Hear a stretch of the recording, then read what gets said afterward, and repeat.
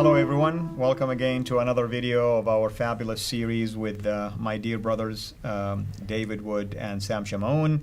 And if you've been really following the previous videos, you would know that we have titled this particular series Scripture Twisting 101 intentionally, because we've been talking about verses that our friends, Muslim friends, tend to take out of context for whatever reason, sometimes just to try to prove a theology that Muslims want to be convinced about, that, for instance, Muhammad is in the Bible, or the Bible is corrupt, and sometimes to try to prove to us that Jesus is not divine, and so on and so forth. So every video, we did it intentionally to handle one verse at a time. Today's passage is from Matthew chapter 10, verse 34, and it reads as follows. Do not think that I have come to bring peace to the earth. I have not come to bring peace, but a sword. David, I thought Christianity is a religion of peace. Yeah, well, you have an interesting situation in the world. We have terrorist attacks pretty regularly going on in the world, and there doesn't seem to be an end to it. And so, naturally, when there's a terrorist attack, you want to get to the bottom of it. You want to understand the terrorist attack. And when you start looking into Islamic terrorist attacks, you end up going back to the teachings of Muhammad. And you end up going back to the Quran. And you find the Quran ordering adherents to violently subjugate unbelievers in the name of Allah, including Jews and Christians. You find Muhammad saying that he has been commanded to fight people until they say there's no God but Allah. So we want to point to the text and say, in order to understand jihad and to really confront the ideology, we have to deal with the Islamic texts. Right. But there are lots of people who don't want us to do that, to take that route. They don't want us to take the Islamic texts. I'm not just talking about Muslims here. I'm talking about there are many non-Muslims who don't want us going that route. They think you might hurt someone's feelings, and that would be bad. So the natural inclination of many people is to say, well, there's violence in the Bible too. Right. Now, of course, there is violence in the Bible. There is violence. You have the conquest of the Canaanites and so on. You have violence in the Bible. But our claim isn't that there's violence in the Quran, right? In that sense, there's violence in any history book, right? A book on World War II would contain far more violence than you find in, let's say, the Quran, as far as the actual battles that took place. It was much larger scale. So you can't just say, well, hey, but there's violence in the Bible too. What you would want to say, in order to make the two cases really parallel, is that the Bible is advocating violence. The Bible is advocating, calling for violence towards unbelievers in the same way that the Quran is advocating or calling for violence against unbelievers. And therefore, Christians would be hypocrites in condemning what the Quran says about violence, and we should keep our mouth closed. And maybe atheists can bring things up, but not us. Now the problem is, you can't simply turn to a command to Joshua to fight the Canaanites or something like this and say, here's what the Bible is commanding Christians today to do, because that was a command to Joshua, right? That the Mosaic covenant was tied to a piece of land. It involved taking and seizing that piece of land and then maintaining that piece of land against enemies who would attack. So there was violence there. But that's not a command to Christians, right? I've never met a Christian who said, I need to cross the River Jordan and fight the Canaanites because it's in the Bible. I've never seen a Christian who said that. Christians, I've never met a Christian who would be that dumb, because you have to recognize there are commands that are directed to certain individuals. There are commands that are directed to certain groups in the Bible that aren't necessarily directed towards you now today. The commands that are directed towards us now today, it can be certain moral commands, like love the Lord your God with all your heart, mind, soul, and so on. You can find things like that are in the general moral commands like that. Right. But as far as the main commands that would be directed towards us as Christians would be the commands associated with the teachings of Jesus and his followers, because these are the teachings most clearly associated with the new covenant. And so we would ask, where are we as Christians, as part of the covenant that we are under, the new covenant, where are we commanded to violently subjugate unbelievers? That's right. in any way? And people have basically come up with two. In a separate video, we look at Luke 19:27, which is even weaker than the one we're about to look at, and this one is really weak. But those are the two main ones. These are the two commands that people have been able to show where Jesus is supposedly calling for violence. So, Jesus, if you take it out of context. Of course. Of course, it always is. So, Jesus here says, "Do not think that I have come to bring peace to the earth. I have not come to bring peace, but a sword," right? You Christians are calling Jesus the Prince of Peace and saying, oh, he's all about love, he's all about peace.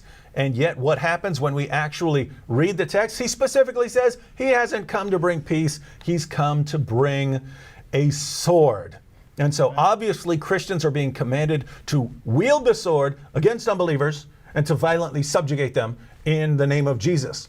So that must be what he's commanded here, as long as you ignore everything else in the chapter and everything else Jesus said. You could come to that conclusion. That tends to be what people do. Now, there are two main approaches here that you can go.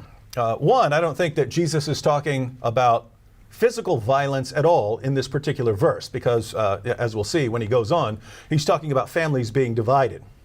And so it looks like what he's saying is his teachings, much like a sword divides things, is going to divide families. Going to, father's going to be set against the son, and so on. Right. And the parallel in Luke would, because you have the parallel sayings in Matthew and Luke, and the parallel in Luke 12:51 would seem to indicate this, because he doesn't say, I've not come to bring peace but a sword. He says, I've not come to bring peace but division. Right? So even Luke understood this as meaning dividing people. As a sword divides things, his teachings are going to actually cause division.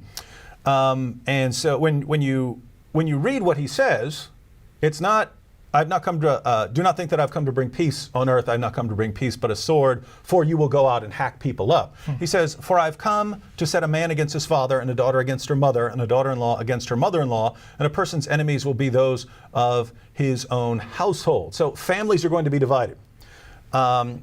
Is this talking about Christians going and killing their family members and stuff like that? Well, again, only if you completely ignored everything else Jesus said.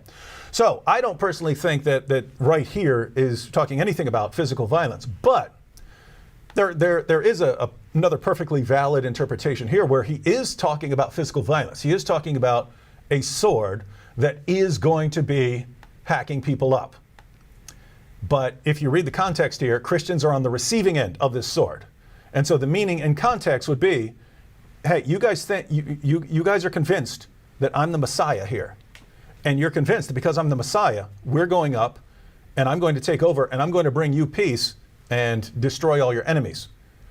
But guess what? You're not getting peace here. You're not getting peace. You'll have peace in a spiritual sense. We have that, of course. But as far as what you're getting in this world, you're getting the sword, right? Right. So, and you can see this in the exact same chapter, right? Because this is the chapter where Jesus sends out the 12 apostles. 2 by 2 on their own, right? So they're not with him. Now he's actually sending them out to preach. And right after as he's sending them out to preach, he gives this advice. Starting in verse 16 of the same chapter.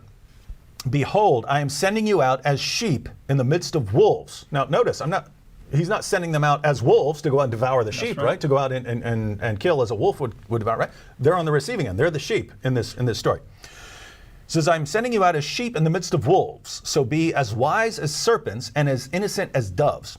Beware of men, for they will deliver you over to courts and flog you in the synagogues, and you will be dragged before governors and kings for my sake to bear witness before them and the Gentiles. So is this Christians bringing people into court to have them judged, to have them beaten, to have them executed? No, this is unbelievers doing this to Christians, to followers of Jesus. That's right. It says, when they deliver you over, do not be anxious about how you are to speak or what you are to say. For what you are to say will be given to you in that hour. For it is not you who speak, but the Spirit of your Father speaking through you. Brother, now remember the family analogy, right? I mean, when he's talking about family, right? Setting family members against each other. Brother will deliver brother over to death, and the father his child, and children will rise against their parents and have them put to death, and you will be hated by all for my name's sake. But the one who endures to the end will be saved. When they persecute you, and notice you're not the persecutor here, when they persecute you in one town, flee to the next. For truly I say to you, you will not have gone through the towns of Israel before the Son of Man comes. A disciple is not above his teacher, nor a servant above his master. It is enough for the disciple to be like his teacher and the servant like his master. If they have called the master of the house Beelzebul, how much more will they malign those of his household? So if Jesus is going to be brutally tortured and crucified, and a student is not above his master, guess what? That's what's going to happen to you as well, and that is what happened to his followers historically, and that's still happening to his followers today. So if this passage is referring to the sword, well, look at the context of who is doing the killing here, right? He even speaks in the context of family members rising up against each other and having them killed, having them put to death. So when he says just a few verses later, do not think that I've come to bring peace to the earth. I have not come to bring peace, but a sword. For I've come to set a man against his father and a daughter against his mother. Christians were not the family members who were killing their own family members. Christians were the ones who were being killed by their own family members because they believed in Christ. So even if you want to go with that route where he's actually talking about violence here, Christians are on the receiving end of the violence.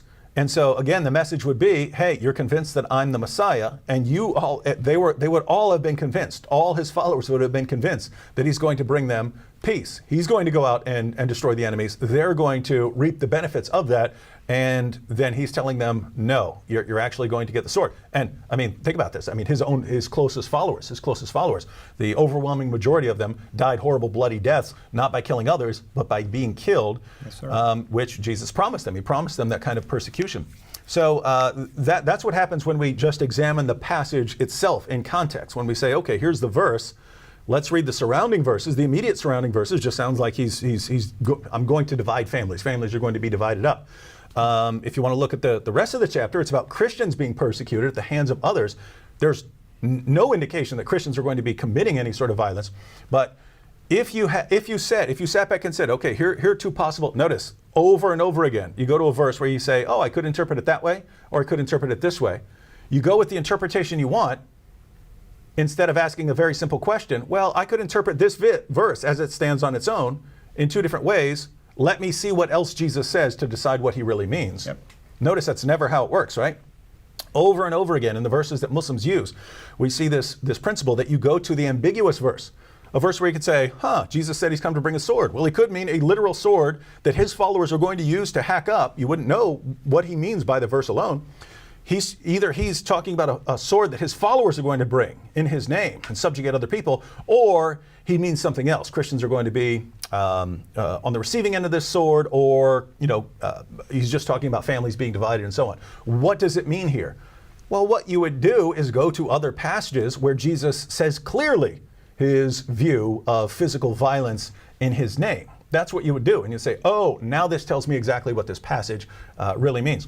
So Matthew chapter 5, for instance, verses 43 to 45, Jesus said, you have heard that it was said, you shall love your neighbor and hate your enemy, but I say to you, love your enemies and pray for those who persecute you, so that you may be sons of your Father who is in heaven. For he causes his sun to rise on the evil and the good, and sends rain on the righteous and the unrighteous. So love your enemies and pray for those who persecute you. Not a lot of going out and killing them. Notice that's the same book as well. So that happens before Matthew 10:34, and then after 10:34, when one of Jesus' followers actually tries to use a sword. This should be the clearest verse. If you're thinking of what Jesus is commanding about whether you should be using physical violence, the clearest case would be when one of his followers actually pulls out a sword. And if there was ever a time to defend Jesus with physical violence, this was it. This is when they're coming to capture him, right? If there was ever a time in all of history when it would be the right thing to do, to use violence to defend Jesus, to fight in his name, it's when soldiers are coming actually to capture him. And what happens? It's Matthew 26. Soldiers come to capture Jesus. Peter pulls out a sword, strikes the servant of the high priest. What does Jesus say? Good job, Peter. You're starting the war like I want you to. No, he says, put your sword back into its place, for all those who take up the sword shall perish by the sword. He tells him, put your sword back. The only time one of his followers actually pulls out a weapon to hurt other people, and he says, stop it. And one more verse, John 18:36, because this sort of sums up his view. So Jesus in John 18, he's being questioned by Pontius Pilate. Pilate wants to know what Jesus did to make people want him dead.